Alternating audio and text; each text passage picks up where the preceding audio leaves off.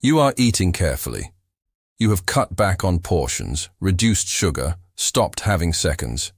You are walking regularly, more than most people your age. You go to bed at a reasonable hour, and you wake up at a reasonable hour. Yet the belly fat has not moved. The scale refuses to reflect your effort. Your clothes fit differently than they did 3 years ago, and not in the direction you would choose. When you ask your doctor why, the answer is some version of your metabolism slowing down as you age. It is just harder to lose weight after 60. That answer is not wrong, but it is incomplete. The missing piece, the part nobody mentions, is what happens to your metabolism during the 8 hours every single night when you are asleep. The most metabolically significant hours of your day are not the ones when you are active, counting calories, or measuring portions. They are the hours when you are unconscious, when your body makes its most important decisions about whether to burn stored fat for fuel or preserve it. These decisions are shaped far more than most people realize by a single habit practiced, or ignored, in the hour before sleep. This is not about a supplement. It is not another diet. It is about the specific hormonal biology of the overnight hours, and the one habit that either opens the fat-burning window or keeps it closed. By the end of tonight, you will understand why your metabolism behaves the way it does at night, and what to change starting tonight. Caloric deficit works. Eating less than you expend produces a net energy deficit, and the body draws on stored fuel. That is not a myth. Metabolism does change with age.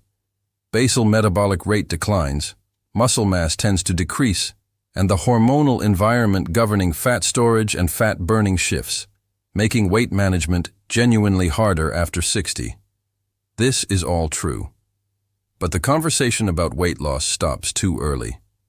Harvard Medical School's Division of Sleep Medicine and the National Institute of Diabetes, Digestive and Kidney Diseases have published extensively on a dimension of metabolic health largely ignored: overnight metabolic biology. The majority of fat oxidation, the enzymatic breakdown of stored triglycerides into free fatty acids used as fuel, occurs not during exercise or daily activity, but during sleep, during the overnight fast. These are the hours when growth hormone is secreted, insulin is at its lowest, and the body is supposed to be running primarily on fat rather than glucose. A study in Cell Metabolism found that adults who maintained a consistent 12 to 14-hour overnight fast showed significantly higher rates of overnight fat oxidation and improved metabolic flexibility compared to those eating across a longer daily window, even when total caloric intake was identical. Same calories. Different metabolic outcome. Another study in the Journal of Clinical Endocrinology and Metabolism found that the amplitude of the overnight growth hormone pulse correlated directly and significantly with the duration of the pre-sleep fast. The longer the gap between the last meal and sleep onset, the larger the growth hormone pulse, and the more fat burned during sleep. The overnight metabolic window is real, measurable, and widely missed because most conversations about weight management focus entirely on the waking hours. The habit that determines whether the window opens or stays closed is one that most people over 60 are accidentally closing every evening, without knowing it, without intending to, and without anyone explaining the biology that makes it matter. When people learn that overnight metabolism matters, the first instinct is to reach for something: a supplement, a protein shake, or a bedtime snack to stabilize blood sugar. Some of these have partial logic. Casein protein before bed supports overnight muscle protein synthesis better than whey taken at other times. Its slow-release amino acids match the extended overnight period and help preserve muscle in older adults doing resistance training. But here is the problem. Every caloric food or drink, including protein shakes, oatmeal, almonds, or warm milk, raises insulin. Elevated insulin directly suppresses the enzyme hormone-sensitive lipase, the gatekeeper that allows stored triglycerides to break down into fuel. Fat burning stops. Glucose metabolism resumes. The growth hormone pulse during the first 2 cycles of deep slow-wave sleep is inhibited. The snack meant to support metabolism ends up locking the door to overnight fat burning. Evening exercise, often seen as a shortcut to weight loss, can also backfire. A fitness class, or a session on the stationary bike within 2 hours of sleep, raises cortisol, delays sleep onset, and prevents the body from entering deep, slow-wave sleep, the very stage when the growth hormone pulse occurs. The exercise intended to support fat loss paradoxically postpones the hormonal environment that makes overnight fat loss possible. The habit I'm about to describe addresses the mechanism directly, without supplements, without equipment, and without working against your own biology. Adults over 60 who have struggled with weight management often focus exclusively on daytime habits, never realizing that overnight biology drives their results, or the lack thereof. Tonight, you will learn the #1 bedtime habit that research suggests activates the overnight fat-burning window by supporting the growth hormone pulse, lowering nocturnal insulin, and restoring metabolic flexibility. Understanding the biology begins with 2 hormones, growth hormone and insulin. Growth hormone is most familiar in children and athletes, but in adults over 60, it serves a critical metabolic function. It is the primary hormonal signal for lipolysis, the enzymatic breakdown of triglycerides stored in fat cells into free fatty acids that fuel the mitochondria. Growth hormone is the key that unlocks stored fat. Most people do not know that approximately 70 to 80% of daily growth hormone secretion in adults occurs not gradually, but in a single concentrated pulse during the first 2 cycles of deep slow-wave sleep, usually within the first 2 to 3 hours of the night. If this pulse fires at full amplitude, the body runs primarily on fat for the remainder of the overnight fast. If the pulse is suppressed, fat burning stops, and the body defaults back to glucose metabolism. 2 things powerfully suppress this pulse: insulin and cortisol. Insulin and growth hormone are direct physiological antagonists. Any caloric intake before bed, even a small evening snack, elevates insulin and directly inhibits the overnight growth hormone pulse. Research in the Journal of Clinical Endocrinology and Metabolism shows that insulin infusion-producing blood levels comparable to a moderate meal nearly abolishes the overnight growth hormone pulse. A late dinner, a small bowl of cereal, or even a modest snack keeps insulin elevated at the precise moment the pulse should fire. The growth hormone pulse either does not occur or happens at a fraction of its potential amplitude.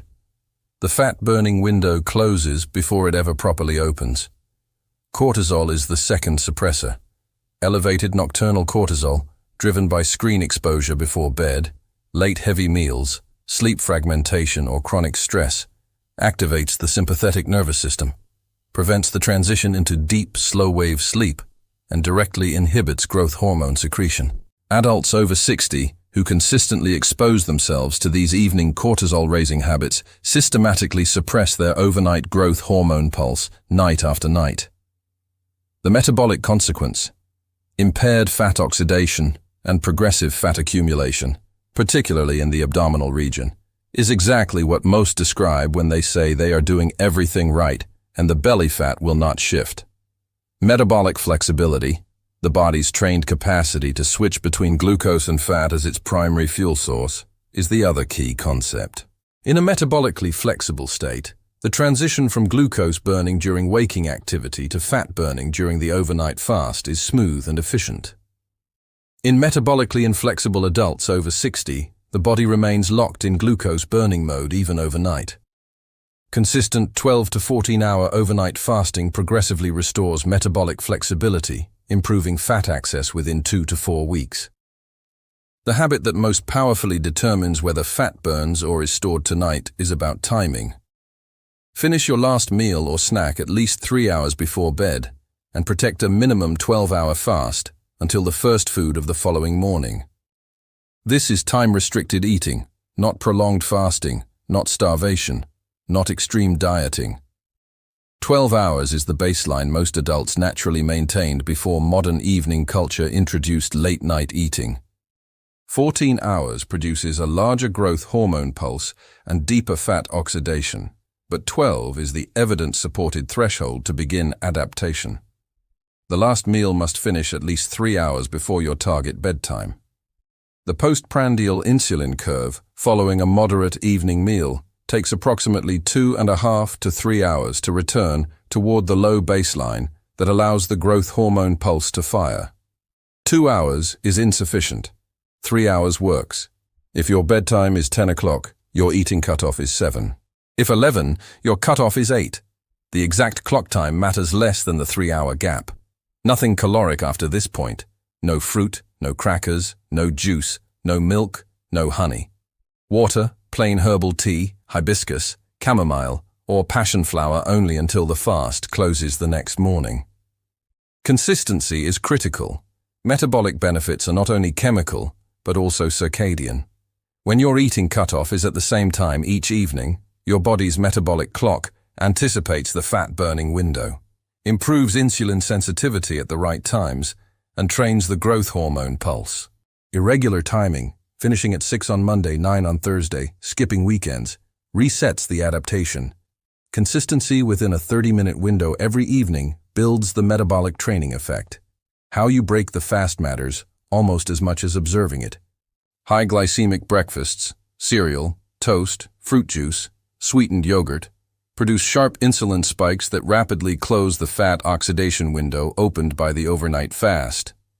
Break the fast with high-protein, low-glycemic foods. Eggs, plain Greek yogurt, smoked salmon, avocado, or a protein-forward smoothie without added sugar. This extends the metabolic benefit of the overnight fast into the first waking hours and supports muscle protein synthesis alongside fat utilization. A small additional practice amplifies overnight fat burning. 5 minutes of gentle bodyweight movement in the final 30 minutes before bed. Gentle squats, slow hip hinges, calf raises, or a short walk at a pace that does not elevate heart rate. This is not cardiovascular exercise. It is glycogen depletion, drawing down residual muscle glycogen that otherwise delays the metabolic shift from glucose to fat during early overnight hours. Even brief, low-intensity movement increases overnight fat oxidation without raising cortisol or disrupting sleep. 2 supporting habits further enhance this window. First, cool your bedroom to 65 degrees Fahrenheit.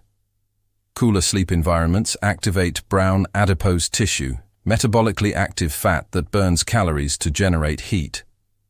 Sleeping in a 66-degree environment for 1 month increases brown adipose tissue volume and activity, improving insulin sensitivity and directly supporting fat burning created by the overnight fast. Second, 5 to 10 minutes of slow breathing before sleep. Inhale for 4 counts, exhale for 6, activates the vagus nerve, reduces nocturnal cortisol, and removes the second major suppressor of the growth hormone pulse. Cortisol and insulin are direct antagonists. Suppressing nocturnal cortisol allows the growth hormone pulse to reach full amplitude.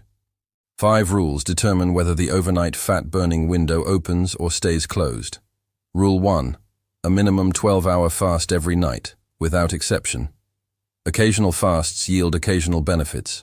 Consistent fasts produce circadian metabolic entrainment, progressively training the body's clock to maximize fat burning. Rule 2. Nothing caloric after the cutoff. Even a teaspoon of honey, a few grapes, or a small square of chocolate raises insulin more in the evening than earlier in the day, suppressing the growth hormone pulse. Rule 3. No intense exercise within 2 hours of bedtime. High-intensity exercise elevates cortisol, prevents deep slow-wave sleep, and suppresses the growth hormone pulse. Gentle bodyweight movements only. Rule 4. Protect the first 2 hours of sleep. Screens off 90 minutes before bed. No alcohol within 2 hours. Bedroom cooled to 65 degrees. These conditions allow the eating cutoff to achieve its intended result. Rule 5. Evaluate at 4 weeks, not 4 days. Metabolic flexibility is trained, not immediate. During the first 1 to 2 weeks, mild evening hunger and reduced energy may occur as the body adapts to accessing fat overnight. By week 3, metabolic flexibility begins to improve. By week 4, overnight fat oxidation elevates in consistent adults. Your body is designed to burn fat while you sleep. This is not a marketing claim. It is the biological purpose of the overnight growth hormone pulse, the overnight fast, and the metabolic shift from glucose to fat. that your physiology executes every night. Most adults over 60, through late meals, late snacks, elevated insulin and cortisol, accidentally prevent this process. Tonight, set your eating cutoff 3 hours before bedtime. Protect the 12-hour fast. Sip plain herbal tea or water after the cutoff. Perform 5 minutes of gentle movement, cool the room, and let your biology do what it was always designed to do. Within 2 to 3 weeks of consistent practice, you will notice a difference. Clothes fitting differently at the waist, stable energy through the afternoon, waking lighter, and the momentum that comes from evidence-grounded action, rather than hoping daytime effort alone is enough.